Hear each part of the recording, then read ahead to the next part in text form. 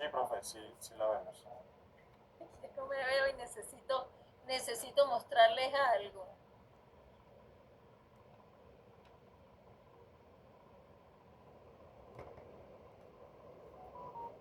Ok, listo. Recuerden que... ¿Aló? ¿Hola? Ok, recuerden que el tubo neural es un tubo así. Yo lo corto transversalmente y se los muestro a ustedes así, ¿de acuerdo? De manera que esto anterior termina siendo las placas basales y esto que está posterior termina siendo las placas alares. ¿Eso queda claro? Esto es muy importante. Recuerden que en el caso de la médula espinal vimos que las placas alares se acercaban la una a la otra y reducían el orificio ependimario, mientras que las placas basales se movían en dirección ventral y hacia afuera. Eso hacía que la médula tenga un surco medio anterior. Eso lo recuerdan, ¿verdad? Ahora bien, los procesos morfogenéticos que conducen a la transformación del mielencéfalo en el futuro bulbo raquídeo son diferentes. Y se los voy a mostrar de la siguiente manera. Supongamos que esto que yo les estoy mostrando aquí, con ese orificio ahí, es el orificio ependimario y estamos hablando del mielencéfalo. Acá arriba tengo las placas alares y en la parte de abajo tengo las placas basales, ¿ok? ¿Me van siguiendo? Ya les voy a explicar por qué. Muy bien. Al igual que en la médula, tengo una placa del techo, ¿ok? Y tengo unas placas basales y una placa de piso, ¿de acuerdo? ¿Qué es lo que ocurre durante el proceso de transformación del mielencéfalo? Ocurre lo siguiente, muchachos, que el mielencéfalo se abre como un libro, haciendo que las placas alares se desplacen lateralmente y se localicen por fuera de las placas basales como si fuera un libro, así. ¿Ok? Acá abajo tengo las placas alares y acá por dentro las placas basales. No sé si me siguen. Por favor, díganme si entienden lo que estoy explicando. Ok, entonces, ¿qué es lo que ocurre acá? A diferencia de la médula, que las placas alares tendían a acercarse la una a la otra, aquí pasa lo contrario, se desplazan lateralmente y se van a ubicar a cada lado por fuera de las placas basales, ¿ok? Esto trae como consecuencia que la placa del techo se estira y se adelgaza mucho y prácticamente el techo del mielencéfalo va a quedar formado exclusivamente por epitelio ependimario, ¿ok? Esto tiene mucha relevancia, muchachos, porque esta estructura, esta vesícula que ustedes están viendo acá, ¿ok? No está aislada, está rodeada por un tejido que se llama mesénquima cefálico. ¿Y quién da origen al mesénquima cefálico, Jonathan? ¿El mesénquima cefálico se forma de dónde? Mesénquima cefálico. Ajá. Eh, De la lo había leído hace cresta. un momento. De Ah, la sí, de la cresta cresta. neuronal. Muy bien. Entonces, como esa vesícula está rodeada por mesénquima cefálico y donde hay mesénquima o mesodermo, ¿qué se forma siempre, muchachos? ¿Qué cosa se forma donde hay mesodermo o mesénquima? ¿Qué cosa? Daniel. Músculo y cartílago. Además de músculo y cartílago. Vasos sanguíneos. Vasos sanguíneos, correcto, muy bien, vasos sanguíneos. Entonces, muchachos, este epitelio ependimario que está formando el techo del mielencéfalo, al asociarse con mesénquima cefálico, forma algo que se llama la tela coroidea, ¿de acuerdo? Tela coroidea, ¿vale? Pero un poco más adelante en el desarrollo, ese mesénquima cefálico se convierte en vasos sanguíneos y esos vasos sanguíneos se introducen hacia la tela coroidea y hace que se produzca como una formación de un tejido que se asoma en la cavidad del cuarto ventrículo, y a ese tejido que se asoma en la cavidad del cuarto ventrículo se le llama plexos coroideos.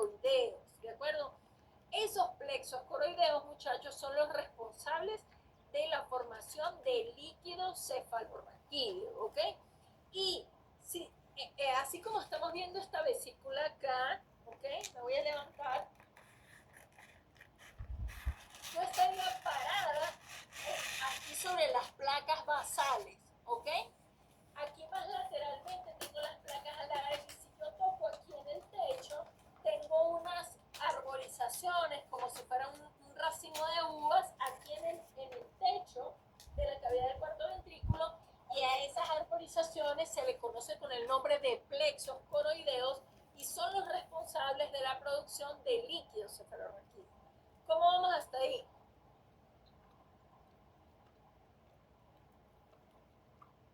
¿Vamos bien? Ok.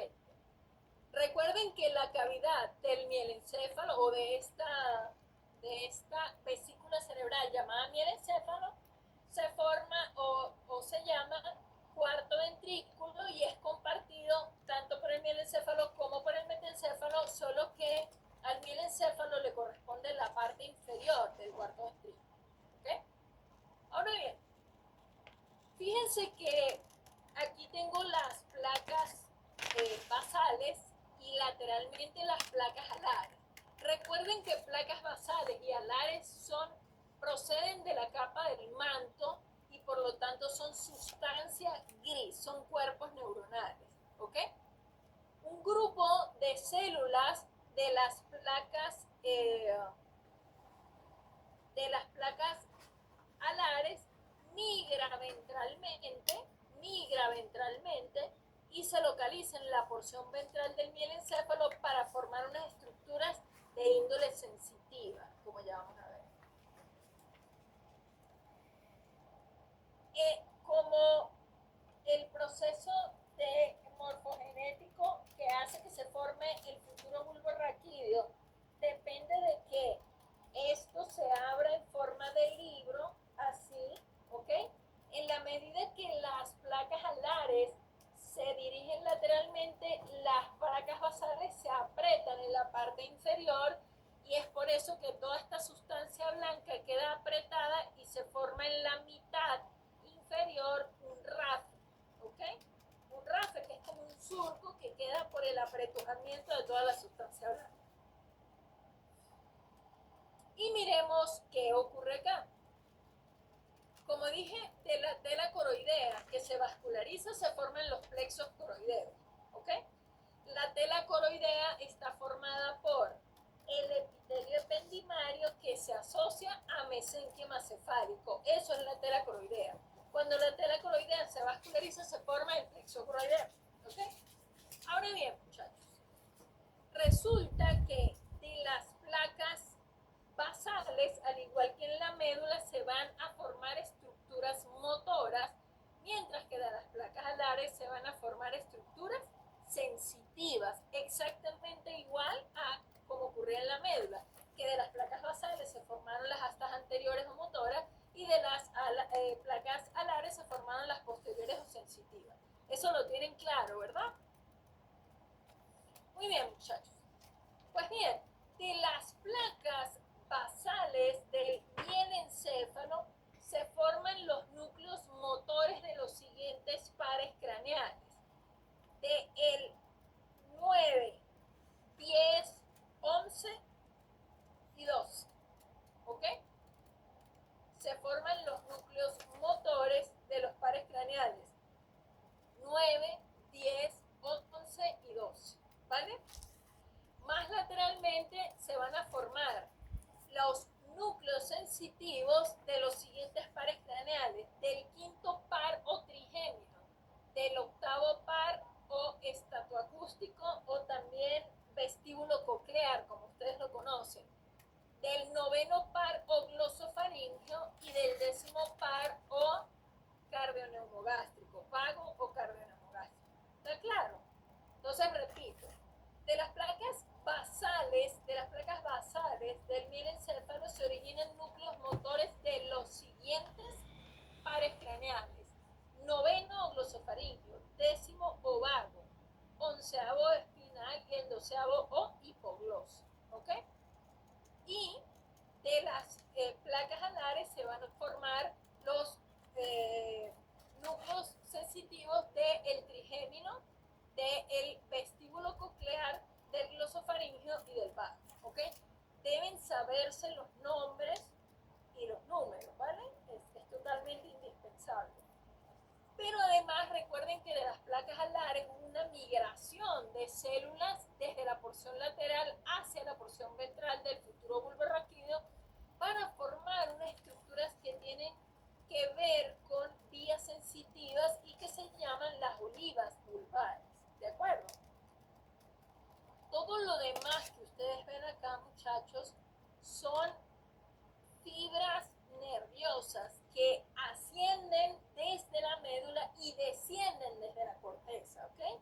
Allí en el bulbo raquídeo, en la parte ventral, acá, ahorita lo van a ver cuando lo veamos un poquito más evolucionado, están las llamadas pirámides vulvares, que son haces de fibras que vienen desde la corteza motora de cada hemisferio y forman una montañita que viene descendiendo por todo el tallo encefálico, pero que a nivel del bulbo raquídeo sufren una decusación del 90% de sus fibras, como hablamos en la clase pasada, es decir, el 90% de las fibras motoras de la corteza frontal ascendente del lado derecho se cruzan al lado izquierdo y las del lado izquierdo se cruzan al lado derecho. Solo un 10% de las fibras se mantienen en el mismo lado o son ipsilaterales, ¿ok? La estructura definitiva que se forma en el mielencéfalo es el bulbo raquídeo, ¿ok? También le llaman médula oblongata, ¿ok? Entonces, los derivados definitivos son los siguientes. De la placa del techo se forma la tela coroidea del cuarto ventrículo, ¿ok? Allí van a estar, muchachos, los llamados orificios de Luschka y Magendie, ¿ok? Esos orificios de Luschka y Magendie son importantes porque son los que van a permitir el paso del líquido cefalorraquídeo desde el cuarto ventrículo hacia el espacio subaracnoideo para que sea reabsorbido. Recuerden que, así como los plexos coroideos producen líquido cefalorraquídeo, las vellosidades aracnoideas se encargan de reabsorber ese líquido cefalorraquídeo de manera que haya siempre una cantidad exacta y una presión correcta de líquido cefalorraquídeo en el interior para que todo funcione correctamente, ¿okay? Además de la cavidad que se forma es la cavidad, la parte inferior del cuarto ventrículo. De las paredes del mielencéfalo se forma el bulbo raquídeo. De las placas alares se van a formar los núcleos sensitivos del quinto, del octavo, del noveno y del décimo par. Además, los llamados núcleos de Gol y Bourdache que intervienen en funciones sensitivas, ¿ok? Finalmente, de las placas basales se forman los núcleos motores de los pares craneales glosofaríngeo, vago, espinal e hipogloso, ¿ok? ¿Por qué tiene relevancia que sepamos la localización de los núcleos de los pares craneales, muchachos? Porque al saber la localización, uno puede, a través de un adecuado examen físico, puede localizar el sitio de lesión, o sea, en qué parte del tallo encefálico hay lesión. Si a usted durante una exploración física le pide al paciente que saque la lengua y la lengua se desvía hacia uno de los lados, uno sabe que el hipogloso contralateral es el que está lesionado, ¿de acuerdo? Entonces, eso tiene muchísima relevancia. ¿Cómo vamos hasta ahí? ¿Bien? ¿Alguna pregunta?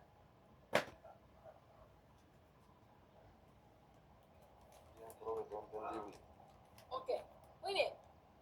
Vamos a ver qué pasa con la vesícula inmediatamente superior al mielencéfalo, que es el metencéfalo. Muy bien. El metencéfalo se corresponde con la vesícula superior del romboencéfalo, es decir, la más craneal del romboencéfalo, y tiene como límite superior el istmo del romboencéfalo, que recuerden que es como una incisura que separa al mesencéfalo del romboencéfalo, y su límite inferior es la flexura o curvatura continua, que era el límite superior del mielencéfalo. ¿Okay? El metencéfalo sufre un movimiento similar al que sufre el mielencéfalo porque es una vesícula cerebral que está unida a la otra. De manera que las placas basalares que están en esta posición se van desplazando lateralmente, ¿ok? Para quedar a cada lado de las placas alares.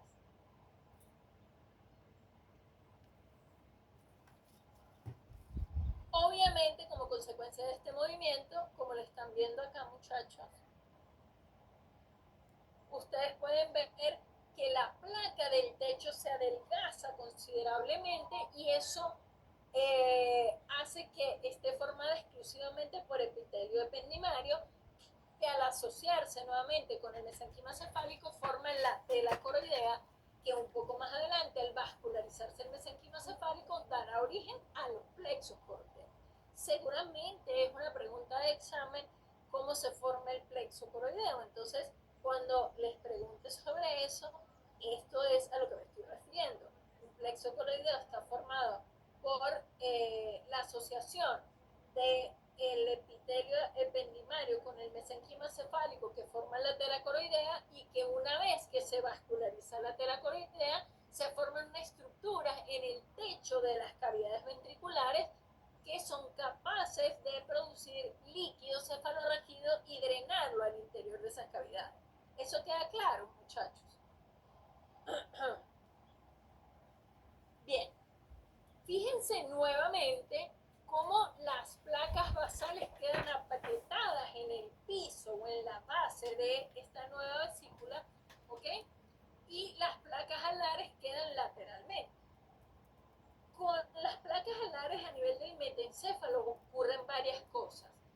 Una parte de esas placas alares se queda en la posición en la que quedó cuando digamos, se tuvieron ese movimiento hacia afuera, pero de las placas alares ocurren dos migraciones. Una hacia la región ventral de esta nueva estructura, que es la protuberancia anular, y otra que, como vamos a ver, es una migración de un grupo de células de las placas alares hacia la región dorsal del metencéfalo para ubicarse por encima de la placa del techo del metencéfalo. ¿Okay? Eso tiene relevancia y ya vamos a ver por qué.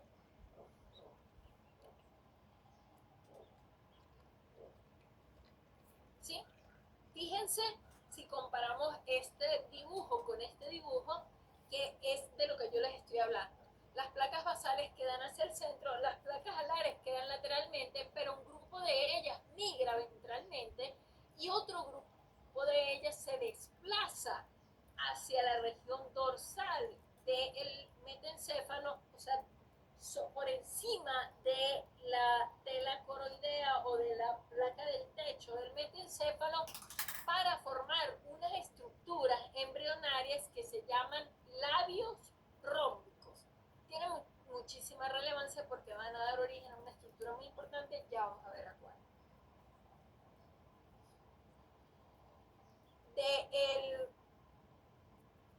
De la cavidad del metencéfalo se forma la porción superior del cuarto ventrículo, y a este techo o a esta telita que forma el techo de esa cavidad se le llama velo medular. Entre el mielencéfalo y el metencéfalo, esa telita que recubre se le llama velo medular anterior y velo medular posterior. ¿Ok? Muy bien. ¿Cuáles son los pares craneales que se originan de las placas alares y de las placas basales del metencéfalo? Nuevamente, muchachos, de las placas alares se forman estructuras sensitivas o núcleos sensitivos de los pares craneales, y de las placas basales se forman núcleos motores de los nervios craneales. Fíjense, muchachos, que dentro de los núcleos sensitivos que se originan de las placas alares del metencéfalo están los núcleos sensitivos del quinto par, del séptimo par o nervio facial, del octavo par o nervio estatoacústico o vestíbulo coclear y del décimo par. Y aquí me voy a detener un momento. Recuerden que en la diapositiva anterior, parte de los derivados de las placas alares del mielencéfalo eran los núcleos sensitivos del quinto, del estatoacústico, del glosofaringeo y del vago. Fíjense cómo algunos de estos núcleos se repiten. El quinto, el octavo y el décimo, y se adiciona un nuevo núcleo que es el núcleo sensitivo del nervio facial. ¿Por qué esto es importante? Porque estamos viendo que algunos pares craneales tienen una función mixta. Por ejemplo, hay nervios motores puros, ¿como cuál? Como el hipogloso, ¿ok? Como el espinal, como el motor ocular externo, como el motor ocular común. Bueno, el motor ocular común no es mixto también, pero ya les voy a decir por qué. Pero hay mixtos, los que tienen función sensitiva y motora, ¿ok? Como el trigémino, como el facial, como el glosofaringeo y como el nervio vago. Pero además de eso, vemos cómo esos componentes, esos núcleos de los pares craneales, hay algunos tan grandes que ocupan más de un nivel en el tallo encefálico. Es decir, si yo veo el nervio trigémino, me doy cuenta que tiene un núcleo sensitivo gigante, es grandísimo, ocupa tanto el nivel del bulbo raquídeo como el nivel de la protuberancia anular. ¿Me van siguiendo o hay algo que les genere duda aquí?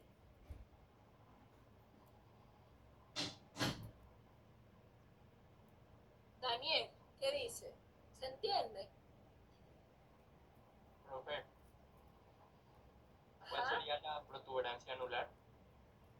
Voy allá. La protuberancia anular o puente de Barolio es la estructura definitiva que se deriva del metencéfalo. Es decir, esta estructura, esto que antes llamamos metencéfalo, en tu tallo encefálico no se llama metencéfalo, se llama puente protuberancia o protuberancia anular. ¿De acuerdo? Bueno, profe, gracias. Bien.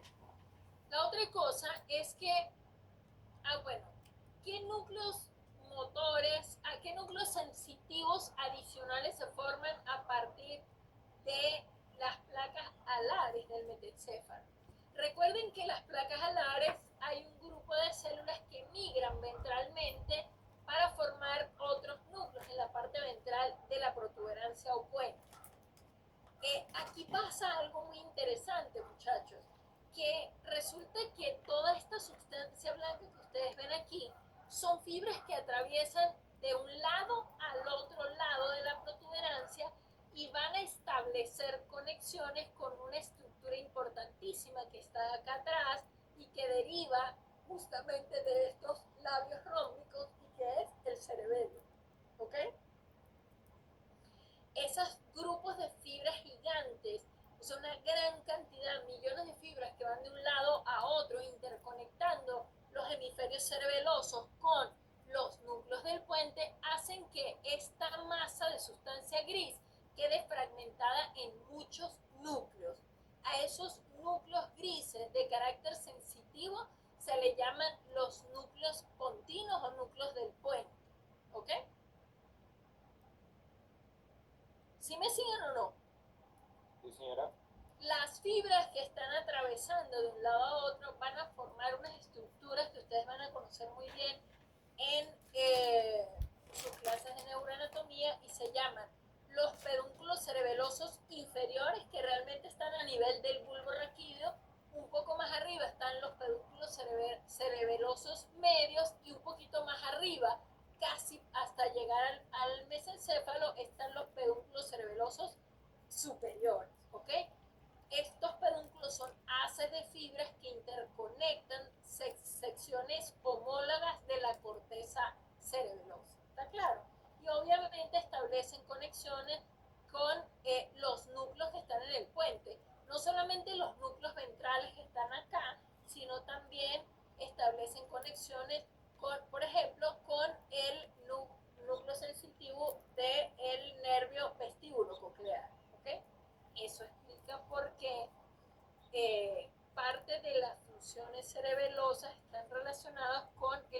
mantenimiento del equilibrio, ¿sí? Bien, ¿y qué núcleos motores se originan de las placas ahora basales a nivel del metencéfalo? Recuerden que estas en verde oscuro son las basales y estas de verde claro, todo esto en verde claro son las placas alares, ¿vale? Los núcleos, los derivados motores de las placas basales a nivel del metencéfalo son los núcleos motores del quinto par, porque como ya tenemos claros, el quinto par o trigémino es un nervio mixto, tanto somatomotor como somatosensorial, ¿ok? Tiene ambas funciones. Fíjense que las placas alares a nivel del metencéfalo originan parte del núcleo sensitivo del quinto par y las placas basales originan todo el núcleo motor del quinto par, ¿ok? Además, origina el núcleo motor del nervio motor ocular externo, que ustedes conocen mejor como abducens o sexto par craneal, y finalmente el núcleo motor del nervio facial, ¿ok? O séptimo par. ¿Esto está claro? Muchachos, de una vez les advierto, tienen que saber de memoria, yo lo lamento, esto lo tienen que saber desde ahorita hasta que se mueran. ¿Cuáles son los núcleos motores y sensitivos que hay en cada nivel? Es decir, ¿qué núcleos se originan de las placas basales del mielencéfalo, de las placas basales del metencéfalo, de las placas basales del mesencéfalo? Luego, ¿qué núcleos se originan de las placas alares del mielencéfalo, del mesencéfalo y del metencéfalo? Tienen que saberlo, ¿ok? Se los voy a preguntar en el examen. ¿Está claro? Es importantísimo esto. Entonces, hay que aprenderse. No tenemos de otra, ¿vale? Muy bien. Y así es como se ve una protuberancia o un puente de Barolio ya definitivo. Esto es lo que era el antiguo metencéfalo. Si yo lo veo en la región ventral, es decir, yo lo estoy viendo así, esto es dorsal, esto es ventral. Si yo se los muestro acá, la región ventral es esta, ¿de acuerdo? Entonces yo veo que tengo la protuberancia anular, que estas bolitas que tengo separadas son los núcleos pontinos. ¿Quién las separa? Las fibras nerviosas que van de uno al otro lado de la corteza cerebelosa y que fragmentan a estos núcleos de sustancia gris sensitiva. Tengo los núcleos motores de los nervios quinto, séptimo y sexto, quinto, sexto y séptimo, perdón, y los núcleos sensitivos del quinto, del séptimo, del octavo y del décimo, ¿ok? Asimismo, tengo la formación a partir de las placas alares del metencéfalo de esta estructura grandísima que vamos a ver un poquito más adelante, que se llama cerebelo. Y bueno, yo no sé si a ustedes no les llama la atención, a mí me llamó poderosamente la atención la primera vez que vi esto, que recuerden que el cerebelo es una estructura que tiene muchas funciones, pero parte de las funciones más importantes o de las más evolucionadas en la escala filogenética es el control de los movimientos finos. También controla el tono muscular y entonces a uno le llama la atención que esta estructura no provenga de las placas alares, que es de las placas basales, que son las que sabemos que son motoras, sino que procede de las placas alares. Eso es muy llamativo.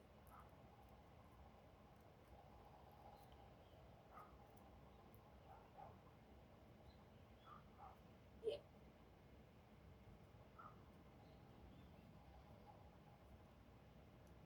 Entonces, ¿cuáles son los derivados definitivos del metencéfalo? De la placa del techo se forma el velo medular anterior, ¿verdad?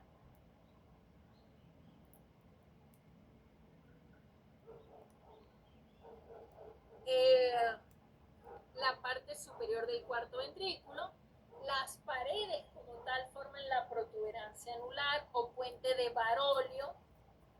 De las placas alares se forman varios grupos de núcleos.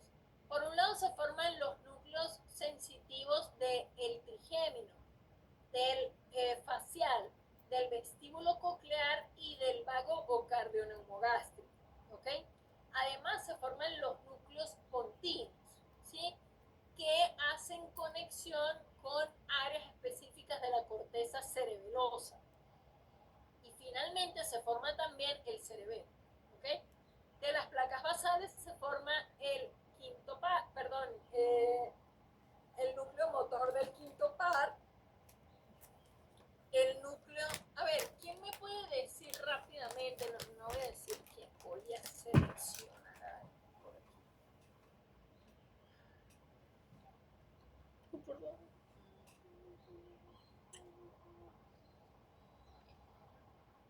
Samuel Cruz.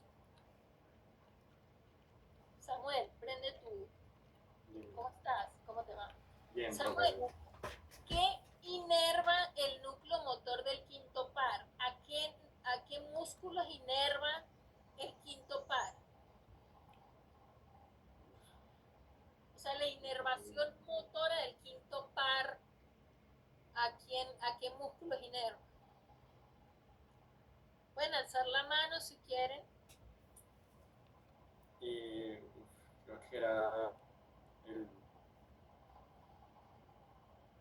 Espérate, profe, la verdad, La la masticación. masticación. Correcto, los músculos de la masticación. Y el sexto par, Nicolás Garzón. Nico, prende el micrófono. Hola, ¿A profe. quién inerva el sexto par? El sexto par inerva músculos del ojo. Músculos no, un solo músculo. ¿Cuál? El recto lateral próximo. El recto externo, muy bien. Recto externo, muy bien. ¿Ok? Y tú misma, mi amor, ¿qué inerva el séptimo par? ¿Qué inerva? Los músculos de la expresión facial. ¿Ok? Bien.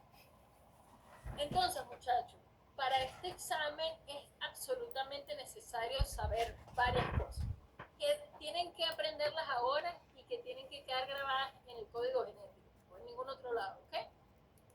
¿Cuáles son los pares craneales? ¿De acuerdo?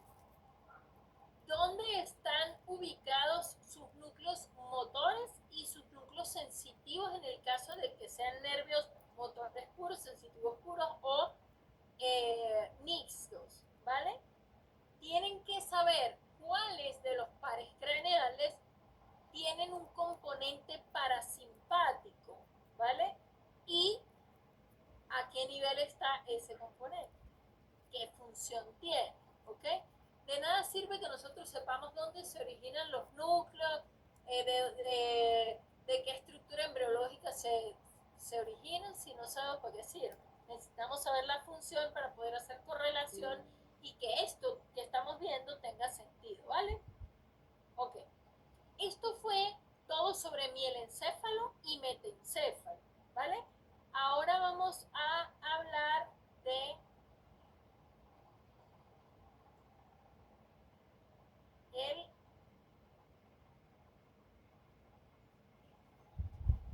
mesencéfalo, ¿ok? Y vamos a hablar también de una estructura que es parte del metencéfalo, pero que le hemos dado un espacio más grande porque tiene muchísima relevancia, como es el cerebelo, ¿de acuerdo? Muy bien. El mesencéfalo es la llamada vesícula cerebral media, ¿ok? Se llama así porque está en toda la mitad entre la médula y el cerebro, ¿ok? Su límite superior es el surco prosmesencefálico, que es un plano que pasa por la epífisis, ¿ok? O glándula pineal, o tubérculos mamilares. La epífisis es una estructura que está en el techo del diencéfalo y los tubérculos mamilares están en el piso del diencéfalo, pero en la región posterior, ¿ok? Esos tubérculos mamilares no se tiene mucha claridad de cuál es su función, pero al parecer están relacionados con la memoria y con el instinto de supervivencia y se ha visto que en los pacientes que tienen psicosis de Korsakoff, es decir, estos pacientes que tienen, que son alcohólicos y hacen demencia por alcohol, esas estructuras están destruidas en esos pacientes, ¿ok? Entonces tiene relación de alguna manera con la memoria, ¿vale? Pero hay otras funciones que no se tienen claras. El límite inferior del mesencéfalo es el istmo, el romboencéfalo, que termina siendo el límite superior del mesencéfalo. Muy bien, esta es una vista dorsal del mesencéfalo, ¿ok? Este es el mesencéfalo. Esto que tengo acá es la placa cerebelosa, esto es el cuarto ventrículo y todo esto es el bulbo raquídeo, ¿ok? Los agujeros, ¿se acuerdan que hablamos de los agujeros de Luschka y Magendie, verdad? El agujero de Magendie es un agujero central en el techo del cuarto ventrículo y los agujeros de Luschka están aquí laterales. Insisto en esto, la función de los agujeros de Luschka y Magendie es el drenaje del líquido cefalorraquídeo una vez que ha circulado por todo el sistema ventricular hacia el espacio subaracnoideo para que las vellosidades aracnoideas sean capaces de reabsorber, ¿vale? Muy bien. Y aquí en el metencéfalo ocurren un par de cosas, ¿ok? Tengo la misma estructura inicial que tengo en todo el tubo neural, es decir, tengo un epitelio ependimario que rodea o circunda un orificio ependimario, tengo las placas alares y tengo las placas basales, ¿ok? Tengo la placa del techo y tengo la placa del piso. Por detrás, yo logro ver a nivel del mesencéfalo en la región dorsal la formación de un tejido, de una placa de células grises o de sustancia gris que se llama la placa cuadrigémina. Esa placa cuadrigémina se divide en cuatro como acúmulos, dos superiores o anteriores y dos inferiores o posteriores, ¿okay? Esos tubérculos cuadrigéminos, los superiores, están relacionados con reflejos visuales, estos de aquí arriba, y los posteriores o inferiores están relacionados con reflejos de tipo auditivo, ¿de acuerdo?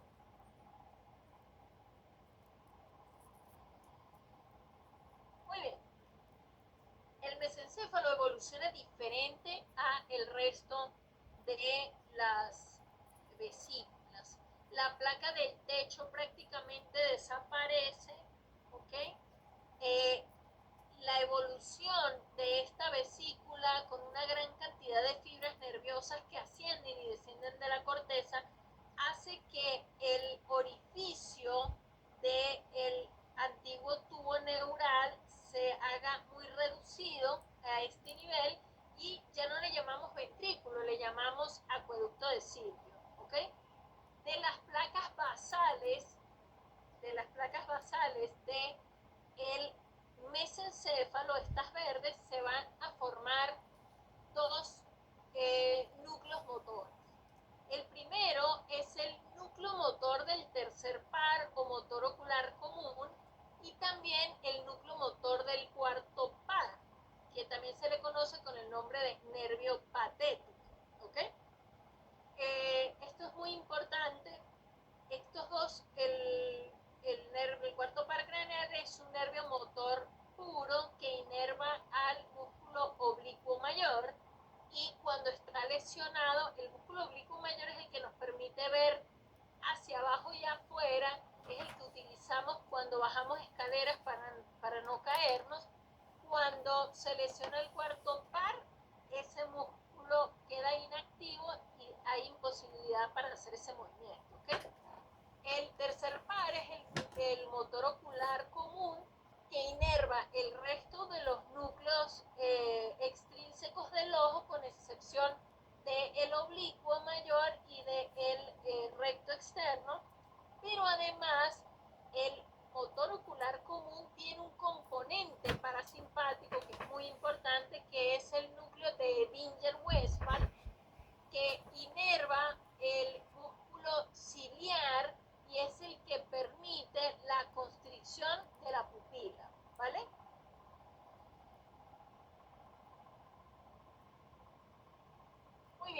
la parte anterior del mesencéfalo se forman estas estructuras que se llaman el pie peduncular, y el pie peduncular, muchachos, está formado por grupos de fibras tanto motoras como sensitivas que descienden desde la corteza frontal y parietal ascendente hacia la médula y de la médula hacia esa zona, ¿ok?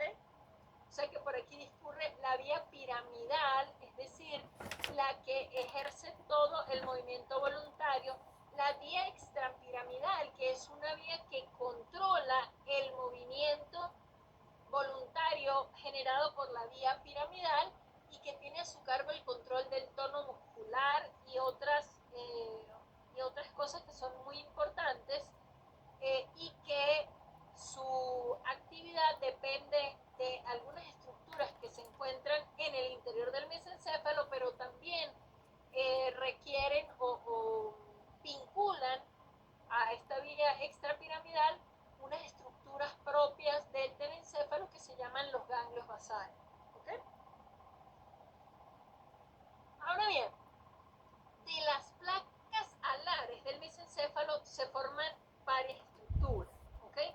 Se forma la lámina cuadrigémina, que como ya dijimos, forma los tubérculos cuadrigéminos superiores relacionados con reflejos oculares y los tubérculos cuadrigéminos inferiores relacionados con reflejos de tipo auditivo, ¿ok? Pero además forman unas estructuras muy importantes que son el núcleo rojo y la sustancia negra. Y aquí hay una diatriba, porque estas, siendo las placas alares habitualmente dando derivados sensitivos, en el caso del mesencéfalo, el núcleo rojo y la sustancia negra están relacionados con el control del movimiento, ¿ok? Sobre todo del tono muscular.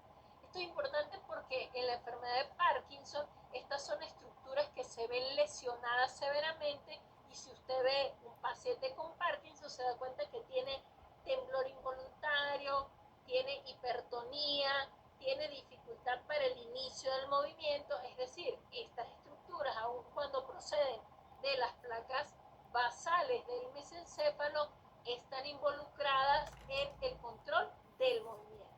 ¿Está claro? Y esto es un mesencéfalo, digamos, ya evolucionado o de un adulto, en el que yo puedo evidenciar varias cosas. Los núcleos motores del tercero y cuarto par, estoy hablando de los somatomotores, ¿ok? Pero también el núcleo visceromotor del tercer par, ¿ok? Cuando yo hablo de visceromotor, estoy hablando de que el control de ese movimiento no depende de la conciencia, no es voluntario, está a cargo del sistema nervioso autónomo, específicamente del sistema nervioso parasimpático, ¿ok? Ese es el que hace que se reduzca y se dilate la pupila, ¿vale? Núcleo rojo, sustancia negra, tubérculos cuadrigéminos anteriores o superiores y tubérculos cuadrigéminos posteriores o inferiores, ¿ok? Y este es el pie peduncular. Entonces, la placa del techo es absorbida por el crecimiento de las estructuras vecinas y prácticamente desaparece, ¿ok? No deja derivados. Es por eso, muchachos, que entre otras cosas el acueducto de Silvio no tiene plexos coroideos porque no tiene placa del techo, además de que por ser el orificio muy pequeño, si tuviera plexos coroideos se obstruiría. Y la idea es que el líquido cefalorraquídeo va a discurrir o circular libremente a través de las cavidades ventriculares, ¿ok? La placa del piso no existe, tampoco hay placa del piso. La cavidad es el acueducto de Silvio. De las paredes se forma el pedúnculo cerebral, que tiene calprota y pie peduncular. De las placas alares se forman los tubérculos cuadrigéminos anteriores y posteriores relacionados con reflejos visuales y auditivos. se tiene claridad, pero se cree que derivan también de las placas alares y están relacionados con control del movimiento. Las placas basales del mesencéfalo se forman los núcleos motores o somatomotores del tercer par y del cuarto par y el núcleo visceromotor del tercer par o núcleo de Edinger-Westphal. ¿Okay? Muy bien. Y aquí les voy a pasar algo que nos va a encantar y es lo siguiente. Necesitan saberlo, necesitan revisarlo y hay cosas de estas que seguramente van a estar en el examen parcial. Estas dos diapositivas que les voy a mostrar, 2 o 3, no recuerdo, se corresponden con los pares craneales, ¿okay? Los 12 pares, y vamos a ver cuál es el origen real, o sea, de dónde se forma, cuál es la estructura embriológica que le da origen, qué tipo de fibras lo forman, ¿sí? Si son somatomotoras, sensitivomotoras, visceromotoras, ¿ok? ¿Cuál es su distribución y cuál es su función? ¿Ok? Entonces, escojamos uno cualquiera. Motor ocular común. ¿De dónde se origina? De las placas basales del mesencéfalo. ¿Qué tipo de fibras lo forman? Somatomotoras, evidentemente, porque van a la musculatura extrínseca del ojo, ¿ok? Y visceromotoras o parasimpáticas, ¿ok? Parasimpáticas, porque el núcleo de Edinger-Westphal es un núcleo parasimpático, ¿ok? ¿A quién inerva? A los miotomas preóticos, es decir, la musculatura extrínseca del ojo y la musculatura constrictora del iris y la musculatura ciliar, ¿ok? Tengo mucho interés, por ejemplo, en los nervios que tienen función mixta, como el trigémino y el facial. Fíjense, el nervio trigémino tiene su origen real en las placas basales del metencéfalo para su núcleo motor y las placas alares del metencéfalo y del mielencéfalo, porque el núcleo sensitivo del quinto par es un núcleo grande. ¿Por qué? Porque tiene una distribución muy amplia, ¿ok? Pero además tiene fibras somatomotoras y viscerosensitivas y somatosensitivas. ¿Esto qué rayos significa, muchachos? Que si bien produce o inerva todos los derivados del primer arco faríngeo, es decir, los músculos de la masticación, que ustedes van a ver en la próxima clase con el profe Harry, también van a inervar toda la sensibilidad de la cara y además la sensibilidad sensorial de los 2/3 anteriores de la lengua. ¿Qué quiere decir esto? Que le da sensibilidad a la lengua, pero también le da, tiene que ver con papilas gustativas, ¿ok? Nervio facial. Fíjense, el nervio facial tiene su origen real en las placas basales del metencéfalo, el núcleo motor, ¿ok? Células del ganglio geniculado, pero además tiene su origen en las placas alares también del metencéfalo, porque originan el núcleo sensitivo de ese par. Las fibras que lo forman son las fibras somatomotoras que inervan los músculos de la expresión facial, las visceromotoras que constituyen el núcleo salivatorio superior y son de etiología parasimpática o tienen función parasimpática, es decir, que van a inervar las glándulas submaxilares, sublinguales y además la glándula lacrimal. Todo eso a través de su inervación parasimpática, ¿está claro? Y inervan los corpúsculos gustativos de los 2/3 anteriores de la lengua, ¿ok? Los que permiten detectar los sabores dulces, salados, ¿ok? Y si nos vamos al glosofaringio, esto yo les estoy dando un paso general, pero esto deben saberse, ¿ok? Deben saber cuáles nervios son mixtos, cuáles nervios tienen componente parasimpático, a qué nivel está el núcleo parasimpático.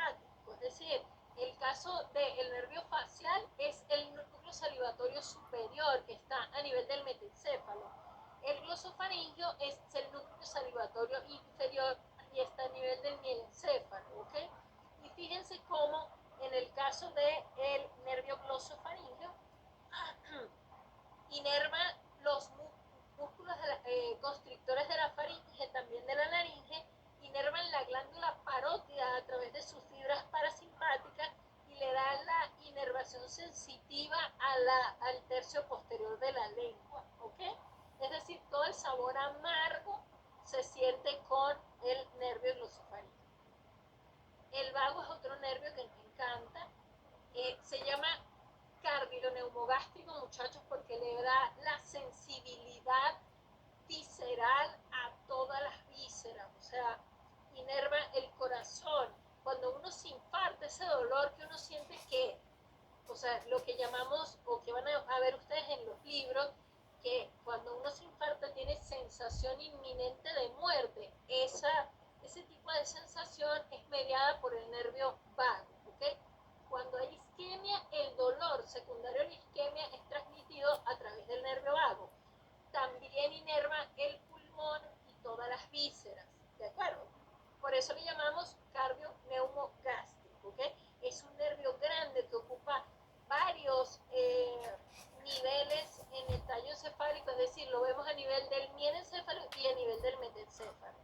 Deben saber que inerva los músculos faringeos inferiores y laringeos y también inerva parte de las vísceras tóraco-abdominales, ¿ok? Bueno, eso básicamente. Esto no tengo manera de explicárselo, mucho de esto hay que memorizar, ¿ok? Y bueno, finalizamos con esto último que es, perdón, el cerebelo. Y habíamos dicho que el cerebelo, ¿de dónde se forma, Nicole? Cañas, perdón. Nicole, ¿de dónde dijimos que se origina el cerebelo? Al principio de la clase lo dijimos. ¿De dónde se forma?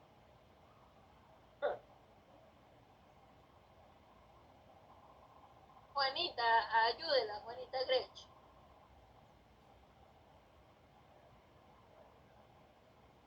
Dime, profe. ¿De dónde se forma el cerebelo? ¿Del metencéfalo? ¿De qué parte del metencéfalo? ¿De qué parte? Profe, de los labios rómicos. ¿Y esos labios rómbicos se originan de dónde? De las placas alares. Correcto. Entonces, muy bien, excelente. El cerebelo se forma a partir de unas estructuras embrionarias transitorias que se llaman los labios rómbicos, que derivan de una migración hacia la región dorsal de las placas alares del metencéfalo, ¿ok? Su formación inicia aproximadamente a los 45 días de vida intrauterina como un engrosamiento de esas placas alares del metencéfalo cuyas células han migrado de la región dorsal para formar estas estructuras transitorias embrionarias que se llaman labios rómbicos. Si yo le digo a partir de qué estructura embrionaria se forma el cerebelo, usted debe escribir labios rómbicos. Si yo le pregunto cuál es el origen embriológico del cerebelo, puede poner placas alares del metencéfalo, ¿vale? Muy bien. Y resulta que en la medida que estos labios rómbicos avanzan el uno hacia la otra, forman una placa completa que es la placa cerebelosa, ¿vale? En esa placa cerebelosa vamos a ver que hay una porción central y unas porciones laterales. La porción central se corresponde con el vértice, ¿ok?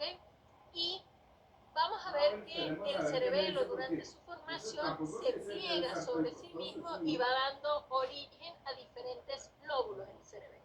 Bueno, César, gracias, hermano. Qué bueno que le puso cuidado para preguntar. Muy bien. Resulta que se va a formar el vértice cerebeloso que está en la región central y se van a formar los hemisferios cerebelosos. Pero lo primero que se forma, antes de que se formen los hemisferios cerebelosos, es una porción en la parte inferior del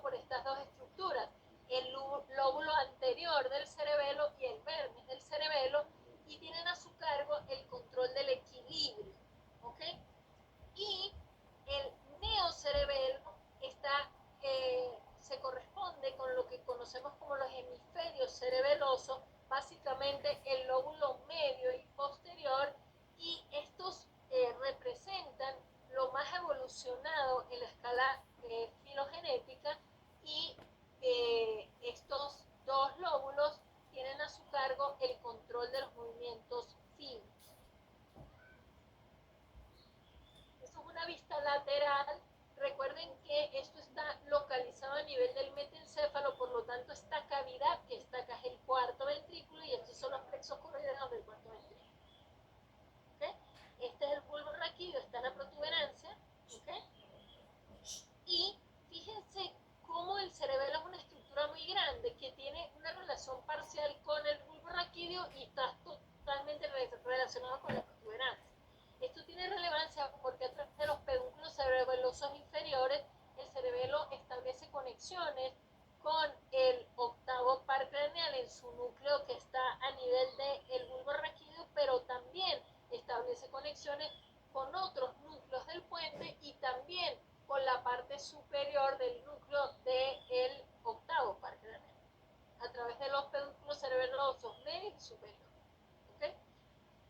Durante su formación se forman unas cisuras, no tengo interés en que sepan en qué momento de la vida intrauterina se forma eso, no tiene relevancia. Esto para que vean en la vista lateral cómo el lóbulo flóculo nodular es el más inferior, anatómicamente hablando, ¿okay? Y este es el lóbulo anterior. Recuerden que el lóbulo flóculo nodular se corresponde con el arquicerebelo y tiene a su cargo el tono muscular. El lóbulo anterior se corresponde y el vermis con el pariocerebelo y tienen a su cargo el equilibrio. Y finalmente los lóbulos medio y posterior, que se corresponde con la mayor parte de los hemisferios cerebelosos, forman el neocerebelo y tienen a su cargo la función de control de los movimientos físicos. ¿Okay? Ahora vamos a ver qué pasa con la histogénesis del cerebelo. ¿Okay? Hasta este momento hemos visto que tanto en la médula espinal como en los diferentes segmentos del tallo encefálico se mantiene más o menos la distribución bastante similar de las capas que teníamos inicialmente en el tubo neuronal. Es decir, en el centro teníamos el epitelio primario, rodeando al orificio, más externamente la capa del manto, ¿okay? Que en la médula espinal se convierte en placas alares y placas basales, y externamente teníamos la sustancia blanca, es decir, la capa marginal.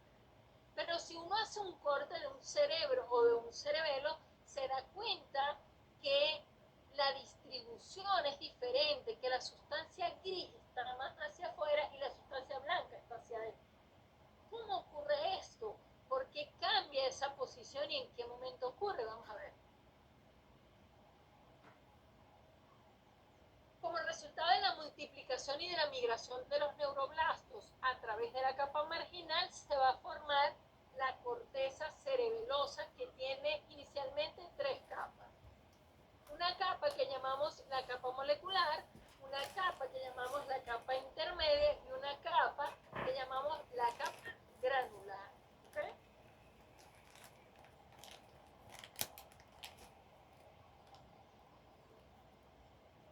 Ahora bien, hay un grupo de neuroblastos, muchachos, que no va a migrar y se va a quedar en la misma posición que tenía y que va a ayudar a conformar unos núcleos del cerebelo que se llaman los núcleos profundos del cerebelo, que para la próxima clase van a investigar cuáles son, ¿de acuerdo?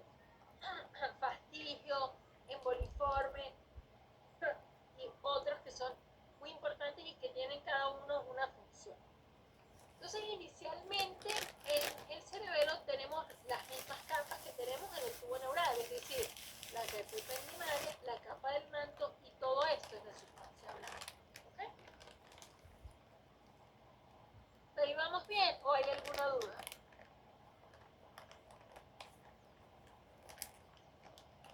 Ok.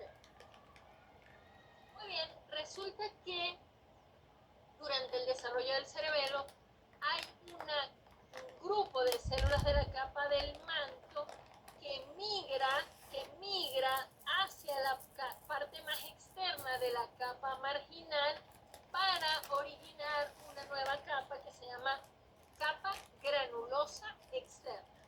¿Ok? En esa capa granulosa externa se van a empezar a diferenciar unas células, las células en cesta, las células estrelladas y las células granulares.